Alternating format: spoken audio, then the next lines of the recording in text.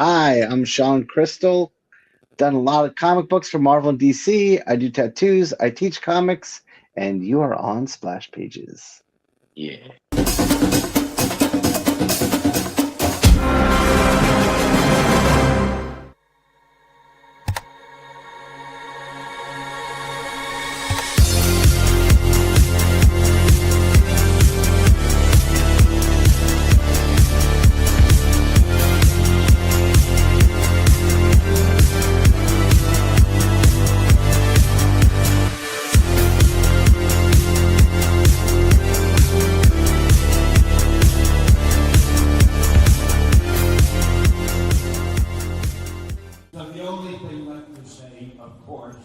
Is the one obvious thing.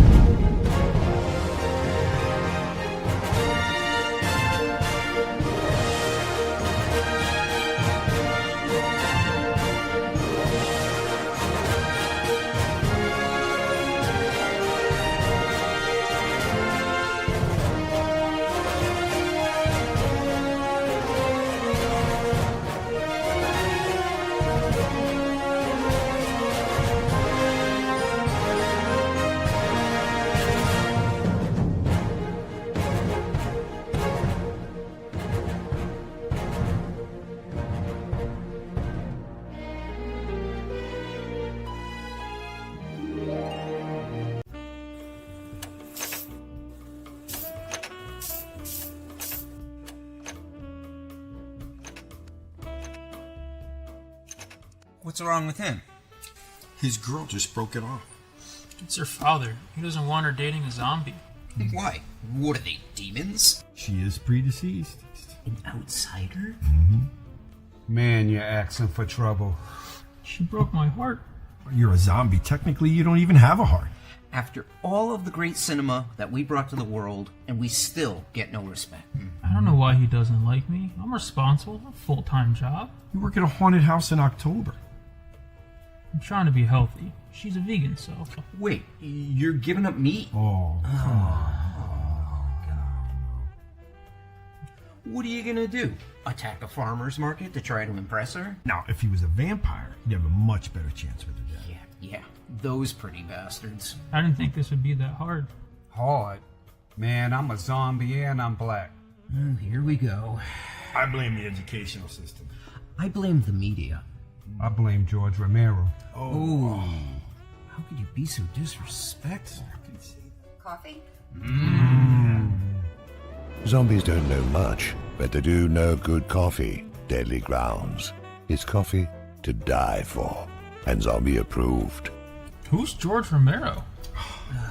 They just have some coffee. Hey, happy Tuesday, everybody. You are watching Splash Pages. My name is Leo. I'm the monkey behind the keyboard here. We have an amazing show scheduled for you as always, and we'll kick it on over to Jar. How's it going, bud? It's going good, man. It's Tuesday. We've got another great guest on, and how about we see what Drew is up to? Woohoo! Yes, what am I up to? I don't know, but it's Tuesday, so the show does go on, I would say. Sorry, everybody was pondering some wisdom from our guest. He's quite astute. If you've read Marvel DC, you probably most definitely have seen his work. He did 5 years of Deadpool related content. He started off with a project, a Resident Evil project. He's done a lot of stuff over. He did some stuff with Marvel. He did some stuff with DC. Right now, he's killing it as an instructor, but he's still drawing. He's an artist as well. So if you're looking for some sweet ink, I would talk to Shawn Crystal here.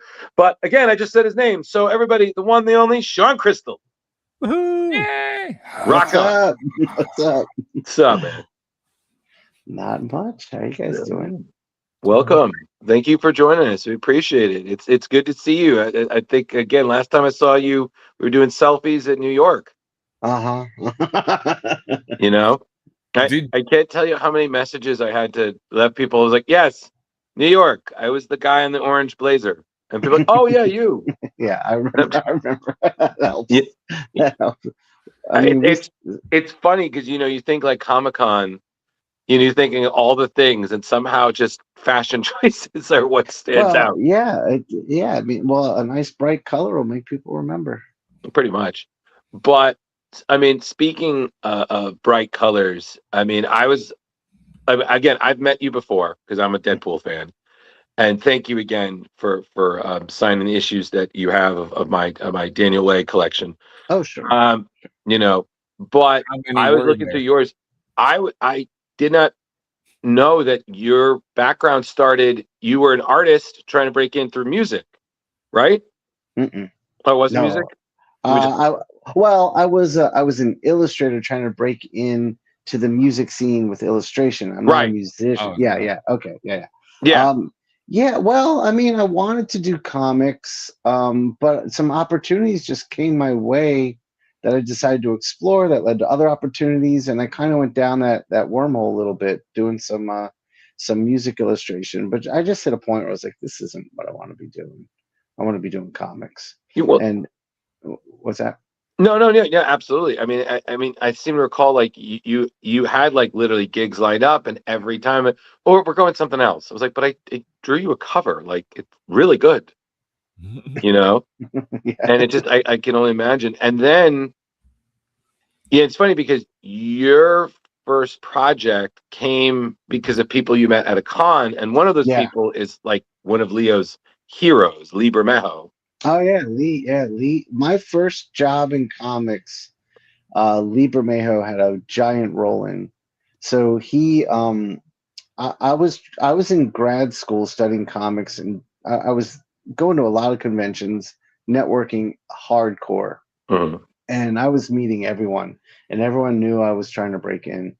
And I went to MegaCon in Orlando, and I had some sample pages. Now at the time, I was really focused on a I don't want to say realistic, but a more classic style. Mhm. And Kevin Nolan was like my big hero. He still is. Oh yeah. But my work was very in line with Kevin Nolan. Mhm. And so I had some sample pages of a short story I had done in school, and I back then, before the internet, we had to make Xeroxes of our pages and Mhm. put our contact info on each page and leave those with people. And so I met Lee Bermejo. I always like going up to artists to talk to them, just to talk craft and learn Right. and hear how they did things. So I showed Lee my work, and he liked it. And obviously, we shared a similar aesthetic, so we connected on that level. Mhm. And at the same con, John Layman was an editor at WildStorm at the time, while Lee was at WildStorm. And so I went to the WildStorm booth, and John Layman looked at my portfolio, and he liked the work. So he took a packet, and Lee took a packet. Mhm. And Lee at the time was on a book called Resident Evil Fire and Ice, and he had finished the first half of issue 1, I believe it was, and then was offered Superman Gen 13. Oh yeah. So Oh. the smart move is to go do Superman Gen 13, Well, yeah. which left his editor at WildStorm needing an artist that could come in after Lee without too much of a style jump. Mhm. And when Lee and Layman got back from MegaCon, Jeff Marriott, who's the editor, was like, I don't know who to replace Lee with. And Lee was like, oh, I got a guy. And he gave him my sample packet. Mhm. And he looked at it, was like, cool. And then later that day, John Layman came in his office. He's like, yeah, I got to find someone to replace Lee. And John was like, I got a guy. And he gave him the packet. It was the Oh my same God. stuff. So Jeff Marriott called me and was like, hey, I have a project, and apparently you're somebody I need to know. And Nice. me being too nervous to like, I couldn't believe like my comic book dream was coming true. Like it wasn't like the minors were calling, it was the majors. It was Right. WildStorm. And so I tried to talk him out of it. I was in school. I was very overwhelmed with this offer, and I was like, "How am I going to do this? I can't do this. This is too much." Right. And he was like, "No, no, no. You're my guy." He's like, "I've been looking for a long time, and Capcom is rejecting everyone. They like what they're seeing of your work. So I need you. You got it. This is it. You got to do this." I was like, "Okay, yeah, I'm going to do it." And I did it. I did a sample. There was a few artists up for it. Me, I remember John Lucas, who I found out later when I became friendly with John, was up for it. Right. It might have just been us two. Maybe there was one more, but we all did like a sample image for Capcom, and they chose mine, so I got the Nice. gig. Sweet. Yeah. Man. Did you have a lot of interaction with the suits from Capcom? Like, did they tell you there was like, you can't do this, or this character has to look this way? No, I think the only thing, like they were really hands off from my end. I'm sure on Jeff's end, like on the editorial side, they were dealing with stuff. But artistically, none of the characters we were drawing were from the game. They were created specifically for the comic book to expand the universe of Resident Evil. So there was no like likenesses and stuff.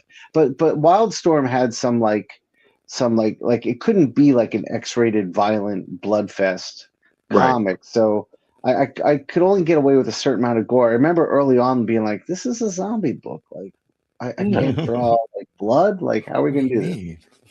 But yeah, that was it. It was honestly, it was so hands off. And I think at the time I got it, it was so off schedule because Lee puts a lot of time into his pages and was falling off schedule for that. And then he left the book, and then they were having so much trouble finding someone to replace Lee.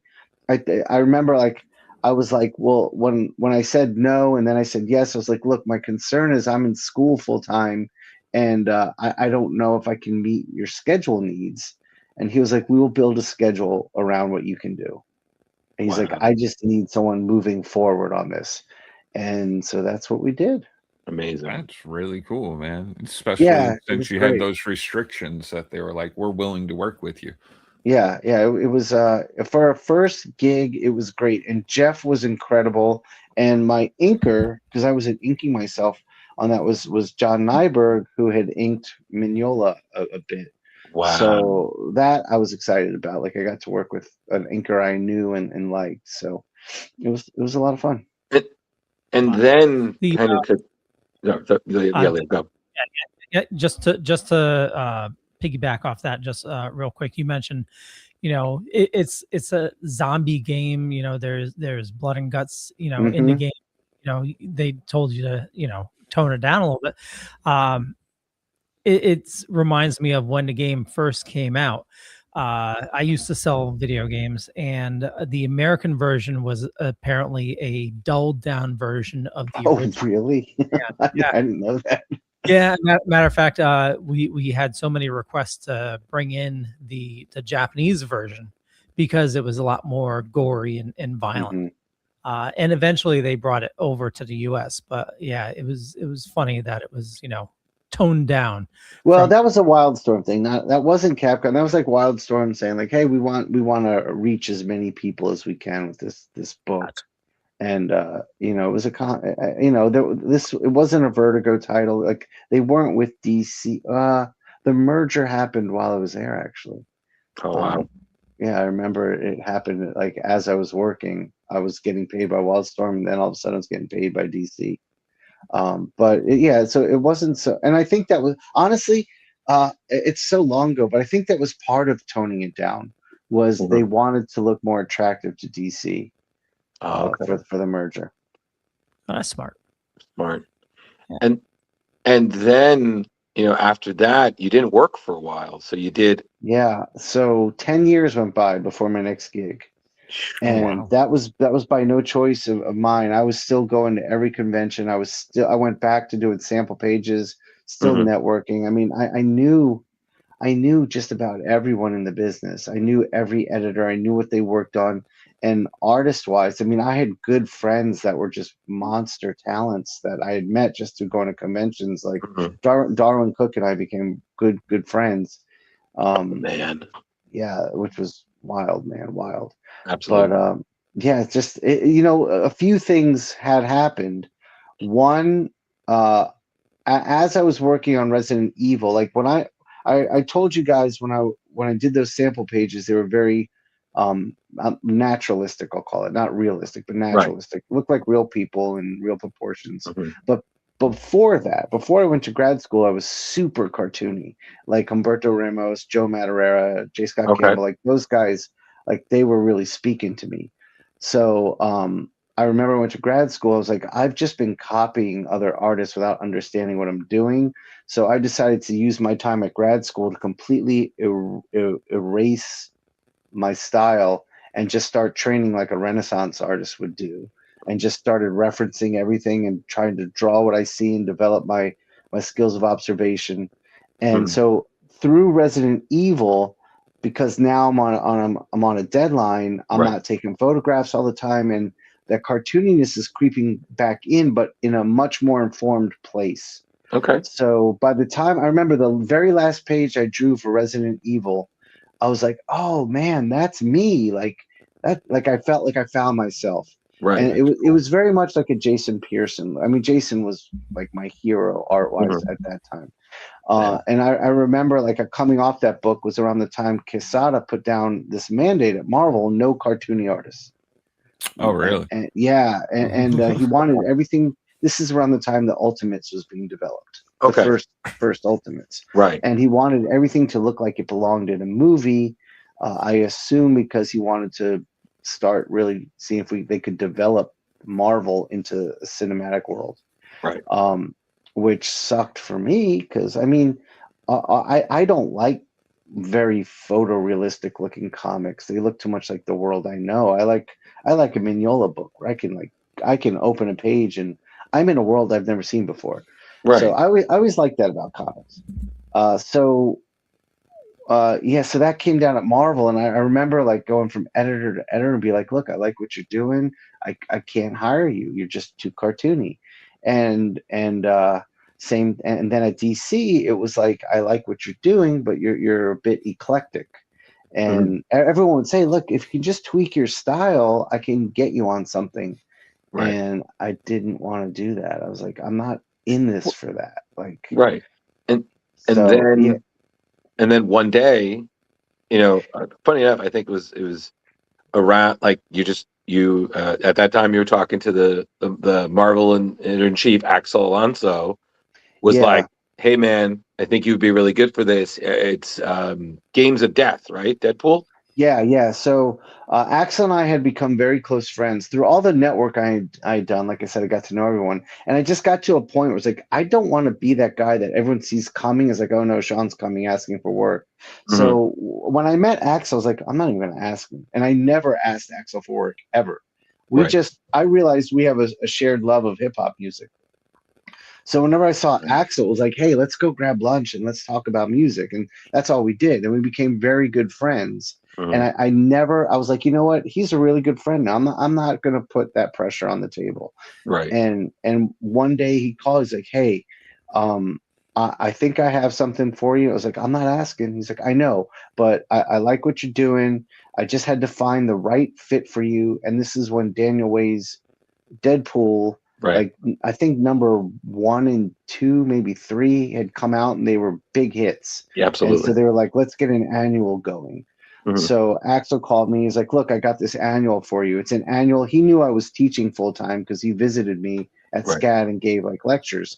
And he was like, with your teaching schedule, an annual is going to be perfect for you because the deadline won't be as tight. And he said, you can cut your teeth here and we'll go from there. So I did the annual, and then it was just Deadpool for a good 5 years. And it's funny because like my first introduction to you was the mini pirate arc. Deadpool is deciding he's going to be a pirate. He's got Bob torturing Bob in a parrot suit, and just this whole thing. And just and again, speaking of greatness, Jason Pearson, who did that phenomenal Deadpool as a Blackbeard, which is just such a great cover. And it's just that was my introduction. It was like, oh my God, this is so, because again, at that time you had like Carlo Barberi, very, very like animated, but kind of like cartoony. and yours was, and it was him and one other artist. But the artist escaping, but they were alternating, and they were both fantastic. Was that Bong Dazo? Was that his name? Bong was one of the later artists. Yeah. But I know, like I see him in Carlo Medina. Oh, right. No, Carlo was and then Angel Medina. Right. That's what it was. Okay, Angel and Carlo were alternating because the first dark, and you fit in great because your style was a little cartoony, but yours a little grittier.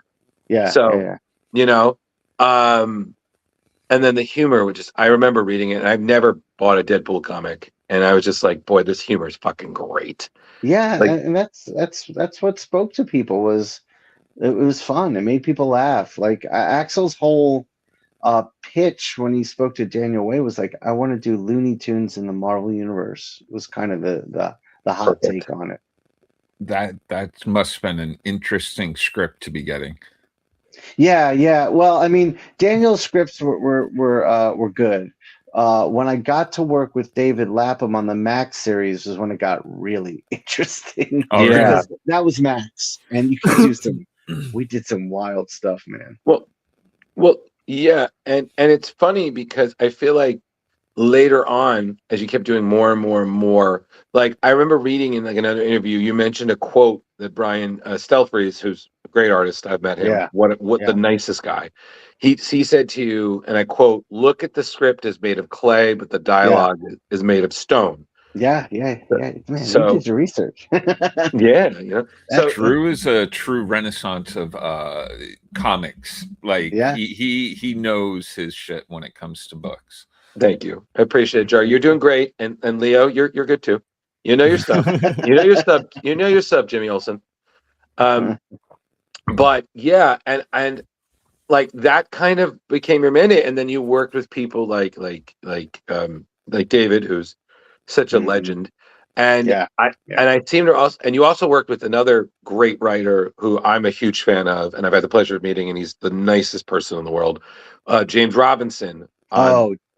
Scarlet Witch, and just reading about how much you love the extra attention to detail in James's scripts. Yeah, James gave me like one of my favorite scripts I've ever had to work from. I mean, working with David, like Stray Bullets was my favorite comic. So working with David was like school was in session. Like his scripts were made by an artist who understood, and Dave writes his scripts. If you've read Stray Bullets, you know he's always thinking in terms of 6 panels on a page, and so he's when he handed it to me, he's like, "Don't worry about the panel count. Like, do what you want to do with it. But this is just how I see it unfolding." But his beats were so perfect, I very rarely strayed from it. So that was great. But James had been taught by Archie Goodwin, and Archie in comics is like one of the great editors, art directors, like just teachers of the medium. Absolutely. And so James's script had so much, like it was full of images, like JPEGs of like Neil Adams and all these comics of just like, I'm thinking on this page, like Neil Adams would do this and that. Like there was so much inspiration to pull from. He wasn't saying do this. He was just throwing inspiration at me, and it filled me up with so much creative fuel. I was like, it felt truly collaborative. Right. And that was incredible. Absolutely. I mean, just reading, like, again, you had said this in a previous interview, like it was a 20-page comic and you got like a 50-page script, and there were just references. All kinds. Yeah, it was great. I mean, it was like I enjoyed reading the script, but I enjoyed looking at it, and it got my mind into a place that I wouldn't have gone to without James. And that was. I mean, I was a huge fan when I got when I heard I was working with James Robinson. I was like, oh my god, I'm working with a legend. And then working with him, like we became friendly, and that script that is one of my favorite single issues I've ever done. A lot of it is because of James. A lot of it is because I got to work with Scarlet Witch. I remember like Axel was like, I had been doing Deadpool for a while, and then I did Phantom X Max, And I was really trying to break out of that like pigeonhole Deadpool thing. Mm-hmm. And I was like, I really want to get like, I like psychedelia and I like drawing psychedelic imagery. Right. And I was like, any chance I could get on Doctor Strange? Oh, man. And he was like, Doctor Strange is full up, but I have Scarlet Witch for you. I was like, oh, that's perfect. Right. And as it turns out, the script I got was well beyond anything I could have done with Doctor Strange in terms of wild psychedelia. Like it was like a Ditko script. Like the whole story took place in the magic world, like where there's no reality. So I got to just go nuts. And then I had my good friend, star artist Chris Brunner, color it, and he went nuts. So that's one of my favorite single issue books I've done. Yeah, I've read it, and I was like, wow. Like even, and just kind of just back to Deadpool for just a brief second. Like even when you came back in the series, because you did like a few issues after like he got his face back, but he lost his healing factor. Yeah, totally. And just again, the energy, the style. To this day, I think I refuse to call the Trapster by his original name. I just keep Paste Pot Pete. It's like that one image. It's just nobody calls you that, dude. Everybody still calls you that. Like you just don't know. The whole thing was fantastic. That was probably at that point. I was at my peak skill level on my Deadpool run. Like that was some of my best work.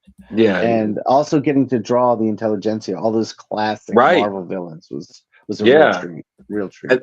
And then on top, I mean, that, and you had the bomb covers by the great Reverend Dave Johnson. Oh yeah, Dave. Yeah. Like what? Again, like I'm a huge fan of what came after, which we're going to get to in a second with Gerry Duggan, but I love Daniel Ways. Like I feel like you always remember your first. So in terms of like Deadpool, I was like, this was my first series. I got to meet Daniel once. Oh, cool. Yeah. And I just told, like, I think that was around when Deadpool was trying to join the X-Men. Yeah. The X-Men, the whole X-Men and Jar. This is that Hitmonkey arc I was telling you about. Right. Yeah. And I told him, I was like, dude, I don't know what you're doing, but I'm freaking loving this. And I've just the second we're adapting Hitmonkey, I'm like, I'm sorry, what?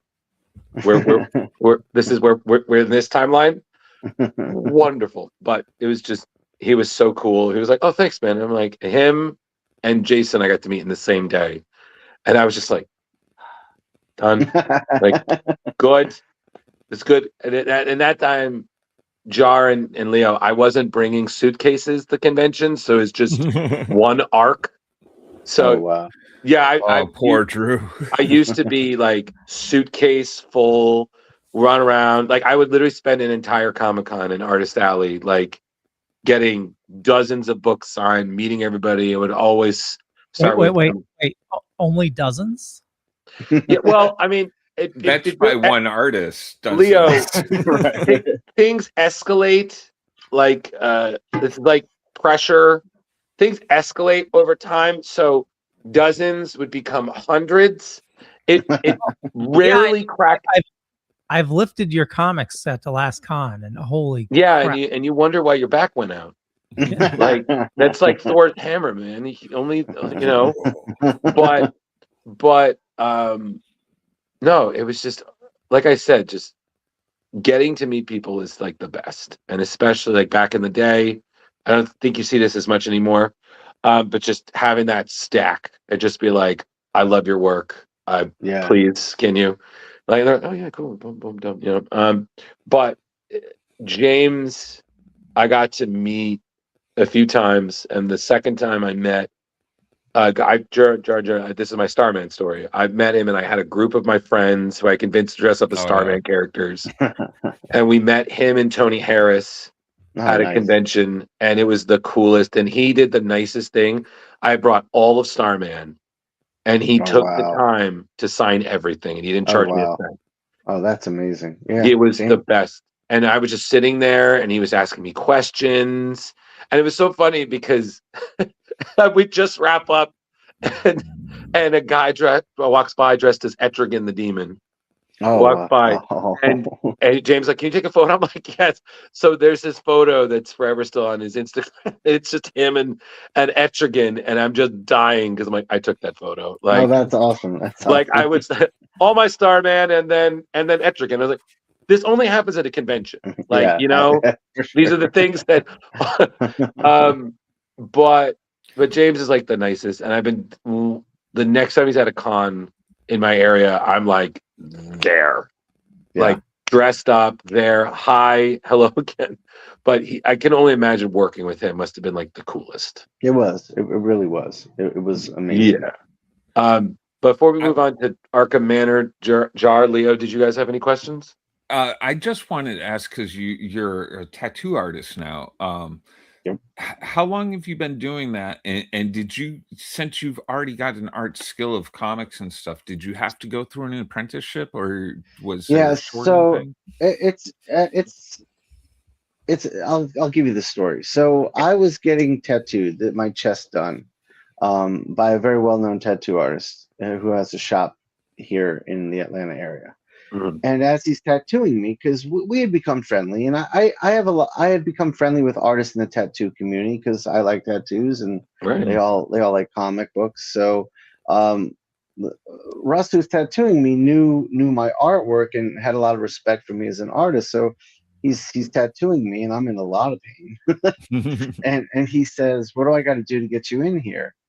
And I was like, "Oh, just show me how to do it. I'll come in." So we set up a thing where I'd come in one day a week. I mean, working in comics is like, it's 24/7. Like you're working 7 days a week, like long days, and just it's great. Like I had kids, I was supporting family, so I was just like, I couldn't get my head above water financially, but I was working, I was doing my dream. So to give up one day was hard, but I did it. So that started out with, I'll just get you up and running, but became like an apprenticeship in a way where like I wasn't learning anything. And after a year of that, I was like, I'm not doing this anymore. This is just a giant waste of my time. Right. But I had made friends with a tattoo artist there who was who drew very well, and me and him got along great. And his name is Eddie Stacy. And when I left, and Eddie was always standing up for me at the shop, like, why don't you get him tattooing? Like, you have a Batman artist right there. What are you doing? Yeah, right. And so Eddie was like, look, I'm gonna get out of here in a few years and open my own shop, and it's just gonna be for me and you, and I'm gonna get you up and running real quick. And that's what he did. And that was about 2.5 years ago when he called me and said, I have a shop. And so I spent about a half a year just shadowing him one day a week, like watching, like literally sitting right next to him as he's tattooing, asking questions. I was like, all right. And he gave me a machine to practice with in my studio on fake skin. And after a few rounds on fake skin, he was like, all right, let's get you going on people. So doing free tattoos for friends, people I can recruit, like, hey, I'm new to this. Do you want a free one? It's not going to be the best, but I do have a lot of art knowledge behind me. So I did that for about another 6 months. And then he was like, yeah, you're ready to start charging. And that was about a year ago. Right. Maybe a year and a half almost. Yeah, a year and 4 months probably. Nice. So you're relatively new. That's so cool, totally, man. Totally. I always wonder why more comic artists don't do stuff like that, because being a tattoo artist can be quite lucrative. It can be very lucrative. I'm not there yet, but I see what people are making. And for the time, I mean, I only do it 2 days a week, and for the time I give it, I'm like, oh, that's some good money. Oh, sorry, Leo. No. I was just gonna say, you know, it's a perfect combination. It's something you see at we used to do a bunch of horror conventions, and you know, you get like horror comics, horror movies, and everything all mashed in. But a lot of times on the convention floor, you have a section of tattoo artists doing tattoos like at the con. You would think Comic Cons would do that as well, and then you would. Obviously, some do. The problem with that is some do. The problem with that is to have tattooing at a convention you have a very strict set of guidelines that have to be adhered to in terms of sanitation. And then you have to pay for a license to host it. And then all the artists coming have to get temporary licenses. The Board of Health has to be there every day. So I can see why a lot of people don't do it. It is kind of a giant pain. But what I have found that's working great for me is because every time I go to a convention, I'm getting lots of emails and DMs like, are you going to be tattooing? And so I started setting up like guest spots at a shop the week before or the week after. So I'm like, if you come in a day or two early, I got you. And that's been nice. And also tattooing on a convention floor, you know, I've been at tattoo conventions. It's doable, not ideal, but tattooing in a shop is just so much nicer. Yeah. I had you know, as an artist who also does it, have fans come up and they, you know, your work is tattooed on them and you're like, hey, I got this. I loved your Batman. So, you know, here you go. And I mean, like, that's happened to my friends. It hasn't happened to me. But let me put a PSA out there. Don't bring right. Well, now I can do it. So what happened to me was I had a fan come up at Dragon Con. I know we're going to get to Illuminati, but she was a huge Illuminati fan. It was her gateway comic. And she was like, do you have like her and her friend came up to me like, do you have Illuminati pages? And like I was like, I don't have those portfolios here, but I gave them the website. And I was like, you know, she was talking about the Hood being her favorite character. I was like, so I hooked them up with the website. They were emailing me questions from my art dealer, and they bought a bunch of pages. I was like, now, if you ever want to get the Hood tattooed on you by the artist who drew the Hood that you love, right, I can do that for you. So she now has a Hood and a Dr. Doom from me. That's been a nice thing. But my PSA is this. Don't bring a comic book to a tattoo shop and say, can you put this panel on me? It doesn't translate one-to-one like that. And I've seen, I mean, there are certain artists that will translate well. Like I think Scotty translates pretty well. Yeah. Because he's so simple and so cartoony. But like I've seen people like bring a jock piece in and get tattooed, and you're just like, ooh, that didn't It's just a different medium.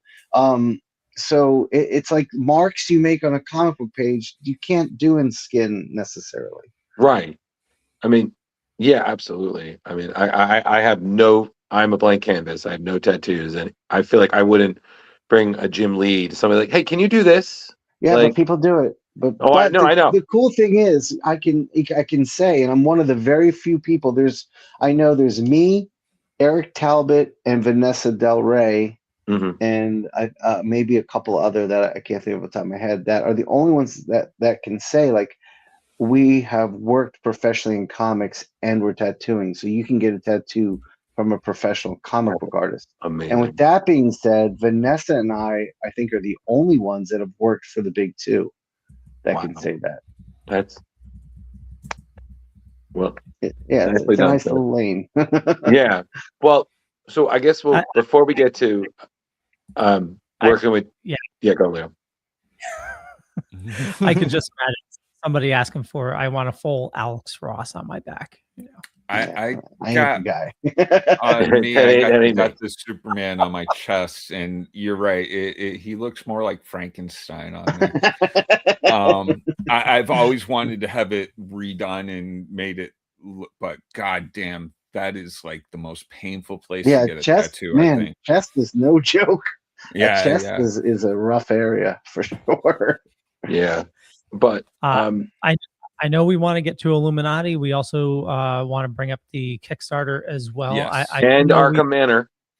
And Arkham Manor. Well, we have limited time, so I wanted to make sure we cover everything. But just one quick question for you. During your teaching, you know, as you built yourself up in comics and you started teaching, was there something that you wanted to make sure was taught in your classes that wasn't taught when you were going to school? My big thing was when I was in graduate school studying comics, I had very few professors that had worked in the industry.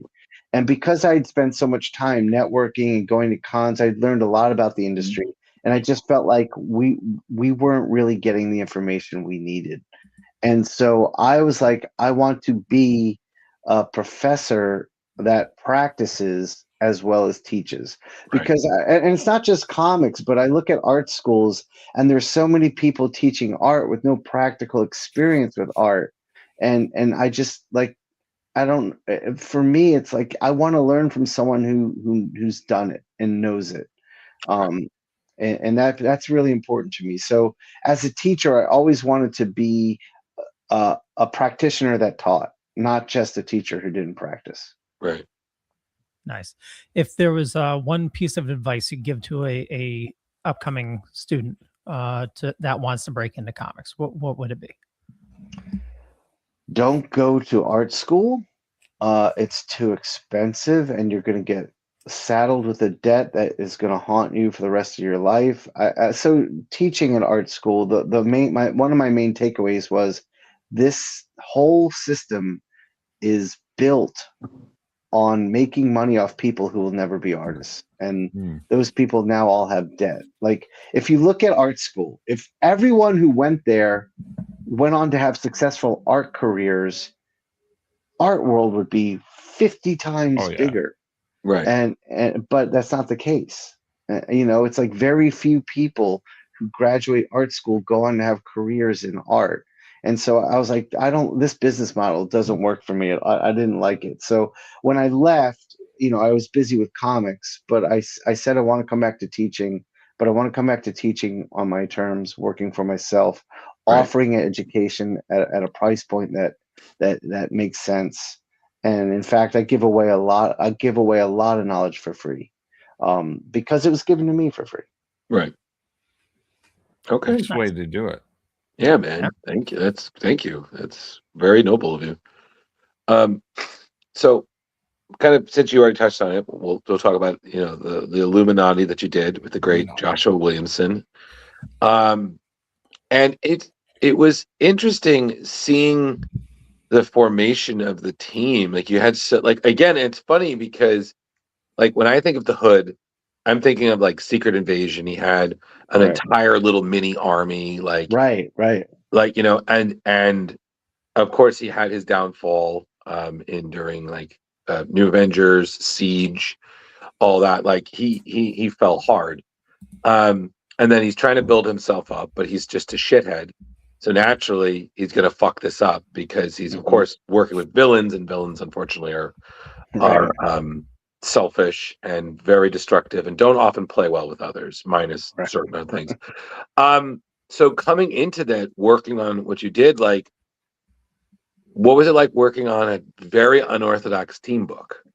Yeah, so Illuminati was a weird book for me to work on. I was coming off of Arkham Manor. And that was I mean, real quick, that was a great book to work on. It was a lot of fun. I got Batman, like I got to work on Batman, and I got to work on Batman with all the villains. Like, I got to touch everything in that world that I wanted to. Yeah. Except Robin. I didn't get to touch Robin. But so I was coming off of that, and of course, anytime you work on Batman, it kind of really pumps your profile up. So I remember Axel had called me. He's like, "Hey, just an FYI, all my editors are coming for you, they want to get you on something and bring you back over here." And at the same time, DC was offering me Detective. Francis Manapul was writing it, and Francis wanted me to draw it. Oh no, Francis, but then he had a Superman thing for me too. So I was like, okay, I got to play this smart. And the best thing to do is to bounce back and forth between publishers for your own career. Like, that's the best thing you can do. So so Marvel came at me, and I had editors from all the offices coming at me, except Spider-Man, because that would have been the one I jumped at before anything. But X-Men came at me. Well, it was the head, the group editor of X offices, and they were also, this at the time, Guardians, like the first movie had come out, and so they were becoming a big property again. So he was developing a whole new line of X-Men and Guardians books. I was like, "What do you want?" I was like, "I want to launch a new X-Men title," and they're like, "Okay, done." And they're like, I was like, "Great, this is great. Go from Batman to X-Men. I'm killing it." And they're like, "In the meantime, here's a Guardians team up issue to hold you over while we finalize this. Now, Right. at this time, that editor was building a new publishing company, and no one knew about it. So then he quit. And I had a bunch of friends of mine who were all in the same boat. We were all launching like X books or Guardians books together in that office. And so it wasn't that much later that editor quit and started his new company. And all my friends are calling me like, dude, I got nothing. They called me like, sorry, we don't have anything for you. New editor came in, doesn't want you. Right. And so I was like, oh, great. Like, now what's going to happen to me? Like, I'd said no to Batman. I'd said no to the Superman project. Right.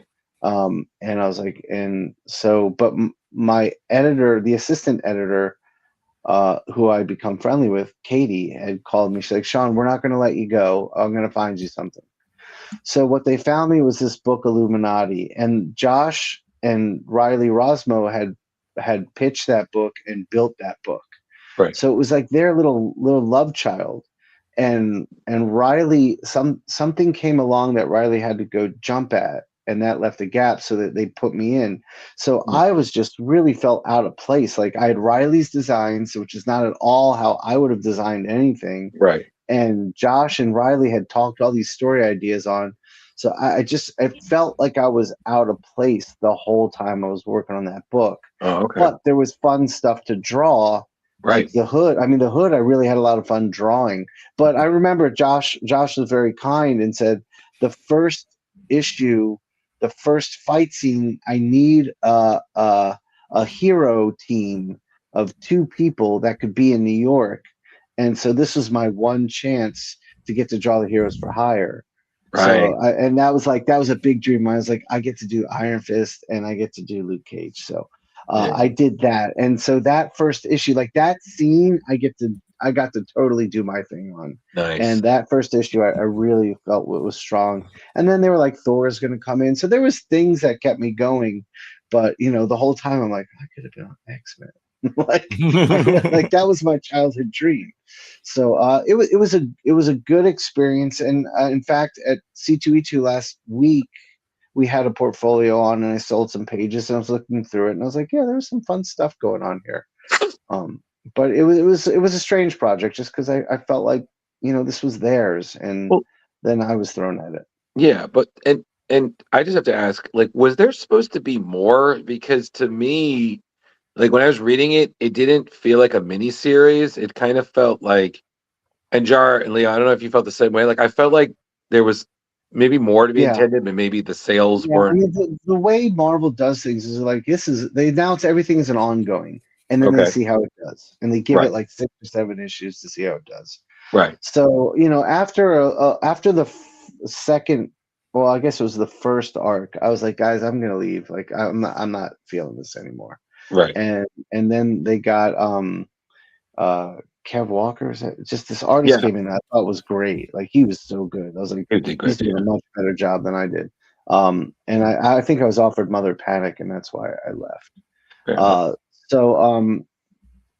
Yeah, I guess the sales just weren't there. But when Josh first called me and we were talking about the book, he did have a big vision for this book. He's like, this is a book that no one's going to look at. We can do whatever we want with. Let's fucking swing for the bleed, and go for it. So he always saw it as like a let's root for the bad guys, have fun with the bad guys book. But I guess it just never caught. Go Jar. It's hard to get people to jump onto new series these days. Like, not these days, always. The number ones, like everybody jumps on, and then all of a sudden number 2 comes out, and it's like, what? Where'd everybody from number 1 go? Right. Yeah. That's what happens. So, and Riley had already done all the covers for like the first arc, so I was just coming off of Batman where I really got to do me, and now I was like shooing in for Riley. Right. It's almost like you were competing with a ghost. And then let's segue back to Arkham Manor, because that was fantastic, and Thank you. A lot of fun. And you got to work with the great Gerry Duggan, who I've been a huge fan of since I've read his Deadpool, and I great. Got to meet him, and he is one of the nicest most sarcastic, wise ass creators I've ever met. Like, what a great sense of humor. Yeah, very much so. Very much so. And then, like, just reading in interviews about like how great, like essentially how much you really enjoyed working with him, especially because in a way, like he was really more of a collaborator. Because sometimes I feel like it's very much like, this is the script, do it, Right, go. right. But Yeah. he would talk to you. He was like, "Hey, I'm trying to figure this out. What do you think about it?" Yeah, So there, Jerry was great to work with, very collaborative. And Jerry's whole idea behind Arkham Manor, which I think is probably, which was brilliant, and it got me right in line with it, was he was like, I want to do my episode of Batman the Animated Series. And that was the whole idea behind Arkham Manor. That's how he approached it. Yeah. And I love Batman the Animated Series. Like, that's some of my favorite Batman stories ever. So I was like on board immediately, and he did it. I mean, Jerry really wrote a fun, interesting, different Batman book. And we got to create things. Like, we created Clownface, and I mean, even my Clayface with the 2 sets of jaws, like that became canon. Like, I didn't even realize it. I saw my friend Raphael Albuquerque drawing Clayface. I was like, "Oh, you did it too." He's like, "No, that's how it's done now." I'm like, "Oh, I guess I did that." Hey, cool. Hell yeah. No, you got to draw a lot of the villains in that. That must have been cool. I wasn't expecting Hush to show up, and I know. I got to draw everyone. It was really fun. Mm. And your Batmobile towards the end was so interesting. Like almost like a Humvee.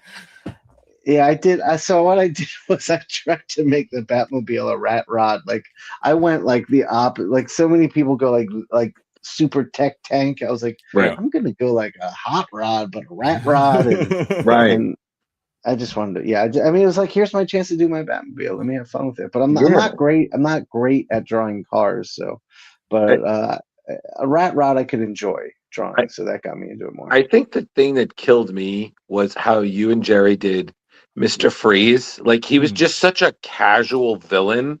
Yeah. And then at the end, he's just chilling in his little igloo outside of the manor. And they're like, yeah, he's kind of on good behavior, but we'll stick him back in the fridge if he misbehaves. Dude, I loved what he did with Freeze. Yeah. That was awesome. And even was it like they're chasing and he's just like, he just drops backwards and makes a snow angel. I'm like, what? Yeah, exactly. The fuck is this? Yeah. You know. Yeah, it was fun. Yeah, I mean, the whole thing was just fantastic, and it's funny because, like, I'm a huge Batman fan, and I've been reading it since, like, I think 2006. So I know the highs and the lows, and I feel like that kind of came in around like when they were doing like Gotham Academy and Batgirl. Yeah, that's exactly. So Arkham Manor was a part of a whole release. It was my book, Arkham Manor with Jerry. It was Gotham Academy with Becky and Brendan and Carl, and then it was Batgirl with Babs, Cameron, and Brandon writing that one. So we all got on an email thread together, and we're just sharing process as we were working on the books together. So I mean, Carl is such an amazing artist. So I mean, we were sharing thumbnails with each other. We were chatting. It was a nice camaraderie going on because we were all launching these Gotham books at the same time. Right. I like the feel of this book because it felt like a real mystery was going on too. It wasn't just like, hey, I'm gonna go punch bad guys. There was story. Yeah, it was a real story. And I also got to work with Dave McKeag on he colored me on it, and amazing. And he did such a good job. It was such a dream getting to work with him. He's so good. Yeah. I mean, and then on top of it, like, just the things that you guys did, like, it wasn't just, oh, hey, we're doing Matches Malone again. It was like, oh, it was a new personality. Right. You know, and even like at the Mr. end, Freeze is a robot, like he's a screen. Like, that was hilarious. Like, just everything was fantastic and laid out so nicely. I was like, man, I would have loved the second volume. That just like again, that was supposed to be an ongoing series, and we were talking about like, honestly, we were getting ready to go into the next arc, Right. And then Scott had made a decision of something that on the main title that meant that we couldn't keep going with this. Oh, it's so we would just fall out from that decision. That's all. that's crazy. Well, I mean, like I said, it was just 6 great issues. It was just absolutely fun, and I already recommended it to some like early Batman. I was like, guys, you don't need to know too much continuity. I mean, you're going to need to have a wiki page handy in case you don't know who Hush is or Clownface or. I feel like that book never got the recognition of what it was. Like, I think it was a great, fun story, and it's just kind of lost in the mix of all Batman stuff. But I think it was special. Yeah, it definitely was, and I'm going to say, like, I feel like I slept on it too because again there was just so much Gotham stuff. But come back to it, I was like, man, I shouldn't have slept on this. Was a great book. Like, thank you. I've been telling people, I was like, yeah, you guys. Like, especially people like, oh, if you loved like Arkham stuff, like you would love this book. Like, yeah, you know. So I had 1 or 2 other questions, but Leo, Jar, did you guys have anything else? I'm pretty good with Manor. I was thinking we could jump over to the Kickstarter, but if you got a few more questions for me. I had 1 or 2 creator questions, but we can ask that in between the creator stuff. So, like Leo said, let's jump into it. So, actually, I was just going to ask one quick question on Arkham. And like Drew, I absolutely loved it. But have you been following and Drew, don't yell at me about this. Why am I yelling at you? Like, why am I the straight why are guy? you What yelling the hell? Have you been reading Absolute Batman? Yeah, I have. Yeah. So if this was to take place in the Absolute Batman universe and you had the full control to do whatever you want, what wild, crazy thing would you introduce into it? Into Absolute Batman? Into if Arkham was in the Absolute Batman universe. Batman could have been a lot more violent in the house.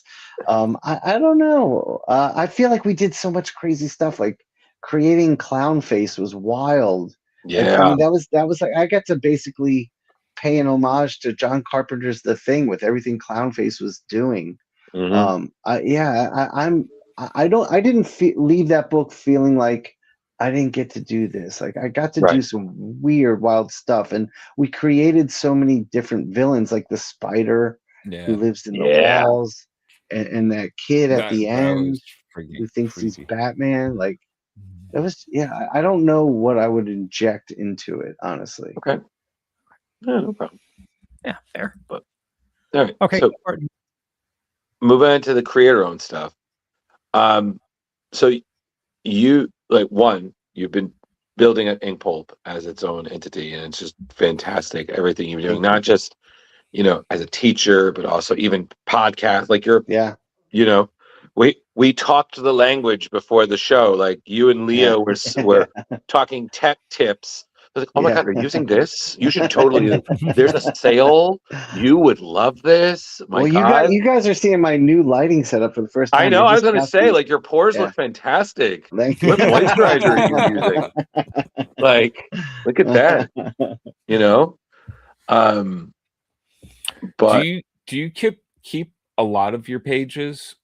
Do you get to keep a lot of your pages from, say, working with the big two, or is that I can, but I don't have an attachment to my art like that, honestly. There's very few things I do where I'm like, I'm gonna hold on to that, like maybe 1 or 2 pieces, because every piece of art for me is an opportunity to learn. So I do that piece of art, whether it's a page or a cover. I'm like, okay, I learned that, but I could do it better next time. So everything looks like a stepping stone to going somewhere.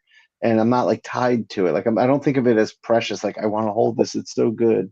I don't want to see it. The cover of issue 5 of Arkham Manor. I was wondering if you still had it, but it sounds long gone. Those covers went so fast. I was very proud of those covers, and they all went so fast. That cover was one of my proudest moments. That was one where it's like the house is crumbling, his face is that. Yeah, I really like that cover. They all went fast. I mean, it's well, one of my questions is that in my research of your, I know that one of your favorites, at least originally, was Frank Miller. You're still Yeah. absolutely, Absolutely. hands down. You're still following him, all that, and it was really interesting to read that, like when you were younger, and you weren't the greatest fan of David Mazzucchelli. Yeah. I read Born Again, not knowing anything, and I was like, this was so awesome, but the art was really lame. Like, I can't even say it, but I was like, this art sucks. But which is really bad because it's amazing. Right. Born Again is amazing artwork.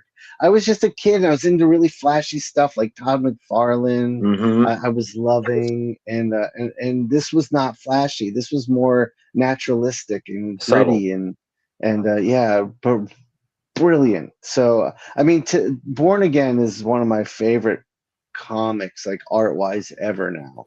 So yeah, I had an interesting relationship with Mazzucchelli early on. Yeah, and then again, like learning, like you were a huge like McFarlane fan, you like Uncanny X-Men with Chris Claremont and Sylvester. Oh yeah. Have you gotten a chance to meet all of these heroes?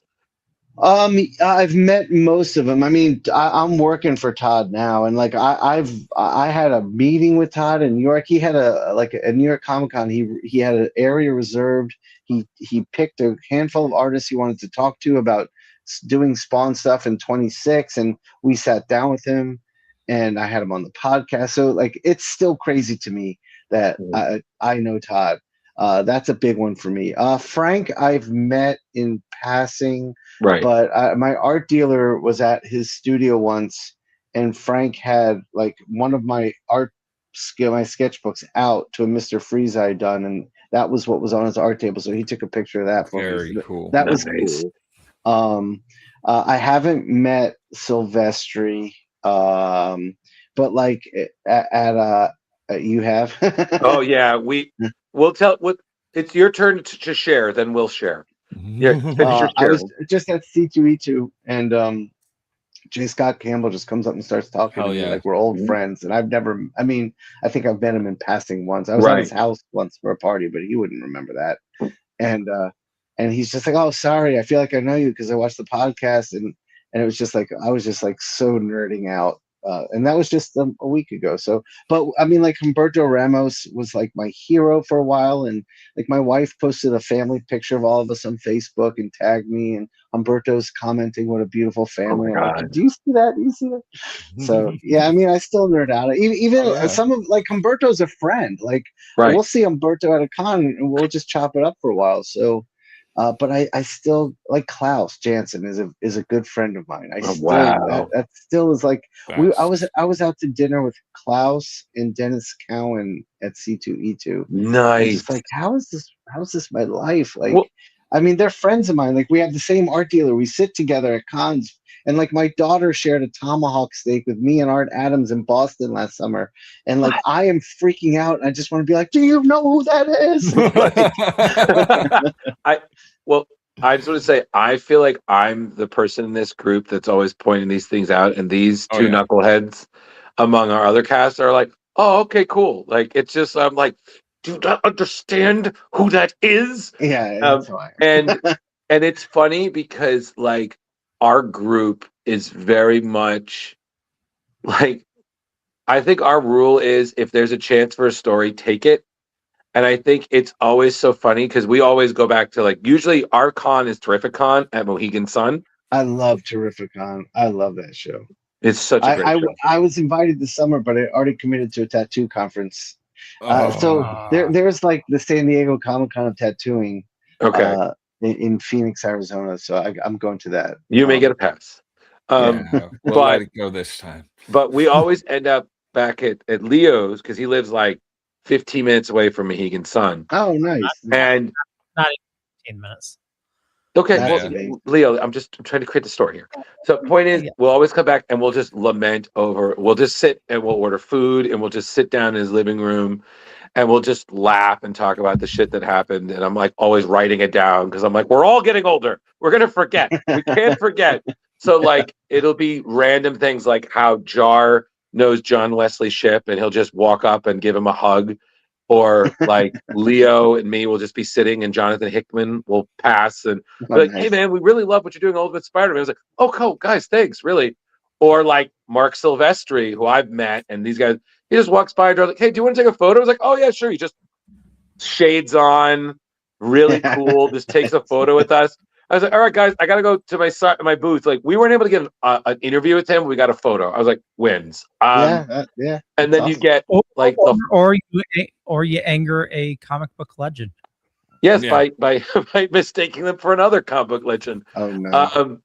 But or even it's something as simple as getting offered a donut by I think comic book legend Kyle Baker, and I'm like, okay, like, it just seems like, hey, do you want a donut? I'm like, it feels weird saying no, and I do love donuts. So like, okay, cool. How did he know that? Right, exactly. And it's also I've met Humberto a lot over the years. I know his handler really well. Yeah. If you ever see a photo of him wearing a proton pack, that's my proton pack. Okay. I let him wear it like at a convention. And he is like the nicest, coolest guy. He really is. We were able to score. I don't think he did a lot of interviews last year, but because it was us and because I asked him, we got like the last interview, I think on like Friday of Terrificon. And he's just the best. He's the nicest guy. Like we really do our best to do. And we're hydration masters. So we're always like walking through the crowd at like Artist Alley. Do you need anything? Do you good? We got water and Coke Zeros back in the booth because we know you guys don't leave. You know. Yeah. You know. So we're always like I think the joke is we're always like wearing jackets so we could just smuggle them in our pockets. Just be like, I got you, man. Shh. Be subtle. Be cool, baby. Be cool. You know what I mean? Like, you need that sandwich? Well, we can't do that for you, but we could definitely give you some candy, you know? Like, you know, but I think, like, I'm not going to lie to you, like, Shawn, like, I feel like, guys, I think Shawn justifies that we need to up our networking because look where he is. We clearly need to continue what we're doing, but we need to elevate it more. A little bit. You'll be surprised. I mean, like, I just started asking people, and you just are surprised at how many say yes. Like, I'm like, oh, really? Okay. We that's how do you think we get all the interviews we get? Or just like, and it's funny because people will ask like, oh my God, you got this person? How? I'm like, we sent an email and we asked and they were like, okay, sure. And I'm like, like some people just really, I was like, it's the first. Did you ever see that skit in that Santa Claus like claymation? Like you put one foot in front of the other. Yeah, totally. You know, and then the ranking best stuff. Yeah. But the last question I have, and then Leo, I'm sure you probably have one or two. You are a huge music fan, and I'm being a creative. My life is not complete unless I'm listening to something. So I know you're a huge hip hop fan with other stuff. So when you're in the zone, first things first, when you're in the zone, what are you listening to? And two, do you create playlists for certain projects? And would you ever share those playlists on like social media so people can vibe with you? I have a playlist that's just called the InkPulp playlist on Spotify. And it's a collection of mostly, not only, but mostly 90s hip hop that most people don't know about that I want to expose people to. That's really good. Nice. Mixed in with that, of course, you'll get like a Gin and Juice or like a great like Biggie Smalls track. Like, right. All that's in there. Yeah, I mean, like all that stuff's in there, but there's a lot of like you probably never heard this before, and that's kind of the goal of the playlist. That's cool. So I do have that up. Are you that guy who will do the 90s hip hop at a karaoke night? I've never done karaoke, but I would. Okay. I mean, I can. Thank you. Because I just want to say that I'm always that person. Like, again, I rock alternative. Like you can ask these two, I'm always jamming out to something. But I have a subtle love of like 90s, early 2000 hip hop. And I have stunned friends with how much I almost know all of Gin and Juice from memory. And I will just do without even looking at the screen and do the voices and the modulation. So just so I could get that rolling down the street. Just You know what I mean? Love it. And it's funny because I did Eminem for the first time ever at karaoke. That's not easy. And no, it isn't, man. And I did Without Me, and I was like, I don't want to do Lose Yourself. Right. I just want to I was like, I want to do Marshall Mathers. You know, I want to do Slim one Shady. shot. No, I know, but it was my one opportunity. So, but I was like, okay, I'm going to do Without Me, and I'm like shitting bricks because it's a live karaoke. So I'm like, oh my god, like these people are just going to ignore me and order drinks. So like, good for the bar. But I get up and I'm doing the whole thing, and I'm terrified. But the second it's going on, I'm like, all right, I got to do it. And it's just a lot of people were bobbing their heads. I'm like, okay, so Eminem can do it. Good. All right, adding that to the list. But it's just so funny when I need someone else that was like, right, 90s hip hop. It was something else. It was. Yeah, it was. It was a great time. It was. I'm definitely checking out that list on Spotify. Like, share the fuck out of that. Like, yeah, I do. It's linked on my Instagram. I have a LinkedIn. I mean, link tree. It's on my link tree. Okay, awesome. Definitely, awesome. Because I just kind of imagine you, like, just loudly like quoting Wu-Tang as you're drawing Arkham Manor, and I'm just dying. Oh yeah. Did you like that Wu-Tang show there they did? Oh my god, what the fuck was it Oh, called? the Hulu show or the Showtime, the documentary or the show? The show. Yeah. I mean, I liked the first season and the second season. I really enjoyed. I didn't like the last season where they made those mini movies for each concept album. I thought those are just horrible. But I liked like watching the history of it, even though some of it was fictionalized. But yeah, I liked it. Cool. I thought it was good stuff. It brought me back. I was just like, oh yeah. I mean, if anything, it's like it shows you RZA was. Oh my god! He's a genius. Like it was 100%. Leo, I'm good. So if you have any questions, go for it, big guy. Well, we should talk about the Fourth Father or something. Yeah, we should. Right. I'm sorry. Apologies. No, just real quick. So one of the things I'm doing with InkPulp is I started InkPulp Press, and I did a Kickstarter for my art book Cyan and Magenta last year, and Matteo was working on his creator-owned book, The Fourth Father, and he wanted to run it through InkPulp Press and through the InkPulp Kickstarter machine. So that's what we've got going on here. And we launched I knew Matteo's such a hot artist and such an amazing talent. I knew we'd launch strong, but what I didn't know was how strong. I mean, literally Kickstarter broke when we launched. Like we were on a video call when I hit the launch button, and we were just watching it go like bonkers, but we couldn't refresh our page, and like it was like taking like 10 minutes for a page to refresh, and we come to find out like Matteo had a pledge tier that had 100 like items. You could only get 100 of these, and he had done while he's working on the book, he would figure out like a sketch on a separate piece of typing paper to figure it out, lightbox it, and then put that aside. He had about 100 of those. So those were free giveaways with the first 100 books of the artist edition. So everyone went for those like so fast, and so many people couldn't get it because the delay of everyone trying to get it at once. Right. And so like then I had to spend the day dealing with like all these angry people. I'm like, I am really sorry. You know, that's on Kickstarter. Like, there was so many people coming, so that was awesome. Like to see like the success of that. And I mean, we're 8 days left, and I can't believe where we're at. Like this has been incredible. I will say, like I've read this, and I am blown away by Matteo's writing and story design. I know Matteo's a great storyteller. I know he's an amazing comic book artist. And I mean, I trusted that, knowing Matteo and how smart he is, that it would be great. And it is. The way the story unfolds, the story itself, it is awesome. Now, it's about a father superhero? It was, yeah. So there's basically, it's a book about four fathers. And I don't want to give away too much, but one of them is a guy who's a scientist, and he creates the super serum basically. Okay. And then one of them is the superhero, and it's a story of the next generation discovering who that generation was. So it jumps back and forth in time from like the 60s to present day.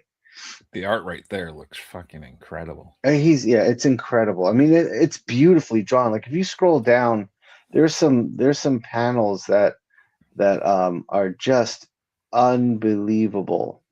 Like that panel right there, that looks like a photograph. Like that cityscape is crazy. Oh yeah, it's a beautiful book. It's just a absolutely gorgeous book. That is nice, and it's only got 8 days left. 8 days left. With it doing so well, is there plans to make this like an ongoing series for? Matteo told the story he wanted to tell, but in doing so, he left a little bit of an open at the ending that he can pick up on should he choose to do so. He's not saying he won't, but he feels like he's told this story. And I mean, not to give away too much, but he's already got like 2 projects lined up after this that are not creator-owned. So I do think Matteo will come back to creator-owned. Whether or not he picks up where this left off, we will see. That artist edition looks absolutely beautiful. Artist edition is going to be incredible. It's a hardcover book. So Matteo worked at the other crazy thing is he drew the book at print size. So when you see a mark in the comic book in the trade paperback, that's the exact size of the mark he made. Like there's no shrinking down the art, but he worked on board that was much bigger. So the artist edition, he would draw past the comic page area, as you can kind of see in some of that. And so the artist edition is the board, not the page. So it's the page and the art that went beyond the page on the board. His backgrounds are just like photorealistic. Like it almost looks like somebody draws on top of the picture for the character. Yeah, but I mean the thing is, Matteo's, this is all by hand. There's no tracing, no nothing. That's amazing. Nice, awesome. Well, like I said, we'll definitely do our best to promote as much as that is possible. Gerry will Thank you. Just give you even more money. Like you don't have enough. We want you to have more. Hey, Matteo will be happy at that. There you go. All more right, money, just even more money. Yeah. All right, Leo. Yeah. So, Shawn, where do you like people following you? And also, when you're not working, what do you dork out about? Oh my God. As you saw from the beginning of the show, lately it's been podcast equipment. I dork out about art. I dork out about hip hop. I dork out about comics. I dork out about tattooing. I mean, I feel like, honestly, like everything I do in my life is me dorking out. I exercise every day. I dork out on that too. So, I've just carved and designed a life of me doing what I love in every way I can. That's really great, man. Like, nicely put, sir.